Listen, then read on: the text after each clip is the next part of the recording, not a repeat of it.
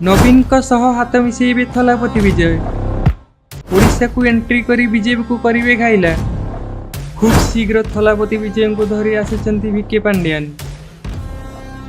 हाँ दर्शक बंधु, ओडिशार पूर्वतन मुख्यमंत्री नवीन पट्टनायक और तमिलनाडु मुख्यमंत्री थलापति विजय एबे मिशिजिवे।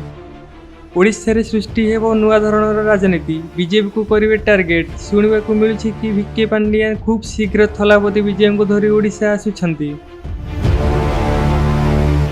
लोके कहउचंती पांड्यान सिना कैमेरा आगो को आसुनांती किंतु भितरे रही सब बुझुचंती। वीके पांड्यान तमे फेरी आस बोली अनेक जन कहउचंती। आपण देखिथिबे विभिन्न जगार वीके पांड्यान को पोस्टर भी लागिछि। पुणी थरे बीजेडी को फेरुचंती वीके पांड्यान। लोके कहउचंती आम मुख्यमंत्री आउ पारु नाहांती। लोकंक मनरु भरोसा विश्वास हरई सारलेणी बीजेपी सरकार। बीजेपी सरकार आसीबा भितरे अपराधींक चरमभूमि पलटिछि ओडिशा। आईन कानून को भय नाई आउ।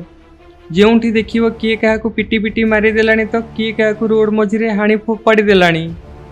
सेपटे पेट्रोल डीजेल दर वृद्धि और गैस दरदाम वृद्धि को नहीं लोके तातिकी निया होई गलाणी। बीजेपी सरकार विपद रे पड़ी गलाणी। यार भितरे बीजेडी करुछि नुआ गेम प्लान।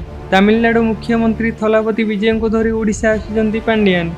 कुआडे आगरु थलापति विजय सह वीके पांड्यान भल संपर्क रही बोली कहा जाउछि। विजय नवीन को बहुत सम्मान दियंती। विजय सह मिसी पुणी थरे ओडिशा को नुआ राजनैतिक मोड़ देवे नवीन बोली अनुमान करा जाउछि। पुणी थरे नवीन को मुख्यमंत्री करने पई वीके पांड्यान करुछंती भित्तिरिया रणनीति। बीजेपी उपरे जनता आक्रोश बढ़ुथिबा बेले यार फायदा उठेइबो बीजेडी। यह अस्त्र करी पुणी थरे लोकंक मन जितिबो बीजेडी। तेबे आगो को कौन हेबो ओडिशार राजनीति देखिबा को बाकी रहिला।